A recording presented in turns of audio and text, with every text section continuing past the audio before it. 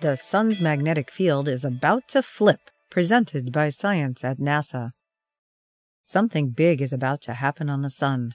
According to measurements from NASA-supported observatories, the Sun's vast magnetic field is about to flip. It looks like we're no more than 3 to 4 months away from a complete field reversal, says solar physicist Todd Huxtema of Stanford University. This change will have ripple effects throughout the solar system. The Sun's magnetic field changes polarity approximately every 11 years. It happens at the peak of each solar cycle, as the Sun's inner magnetic dynamo reorganizes itself. The coming reversal will mark the midpoint of solar cycle 24. Half of solar max will be behind us, with half yet to come. Huxtema is the director of Stanford's Wilcox Solar Observatory, one of the few observatories in the world that monitor the Sun's polar magnetic fields. The poles are a herald of change. Just as Earth scientists watch our planet's polar regions for signs of climate change, solar physicists do the same thing for the Sun. Magnetograms at Wilcox have been tracking the Sun's polar magnetism since 1976, and they have recorded 3 grand reversals, with a 4th in the offing.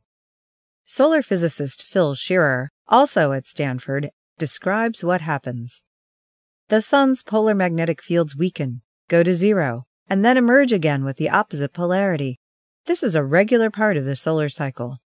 A reversal of the Sun's magnetic field is, literally, a big event. The domain of the Sun's magnetic influence, also known as the heliosphere, extends billions of kilometers beyond Pluto.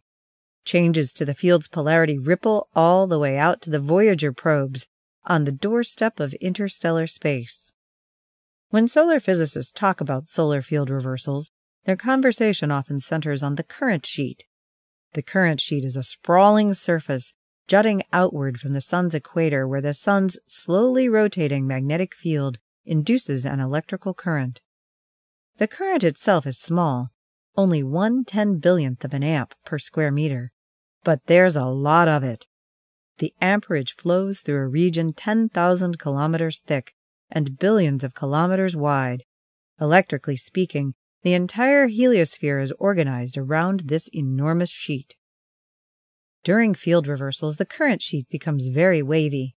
Shearer likens the undulations to the seams on a baseball. As Earth orbits the Sun, we dip in and out of the current sheet. Transitions from one side to another can stir up stormy space weather around our planet. Cosmic rays are also affected. These are high-energy particles accelerated to nearly light speed by supernova explosions and other violent events in the galaxy. Cosmic rays are a danger to astronauts and space probes, and some researchers say they might affect the cloudiness and climate of Earth. The current sheet acts as a barrier to cosmic rays, deflecting them as they attempt to penetrate the inner solar system. A wavy, crinkly sheet acts as a better shield against these energetic particles from deep space. As the field reversal approaches, data from Wilcox show that the Sun's 2 hemispheres are oddly out of sync. The Sun's North Pole has already changed sign, while the South Pole is racing to catch up, says Shearer. Soon, however, both poles will be reversed, and the second half of solar max will be underway. When that happens, Huxtema and Shearer will share the news with their colleagues and the public. For updates about this and other big events in the solar system, stay tuned to science.nasa.gov.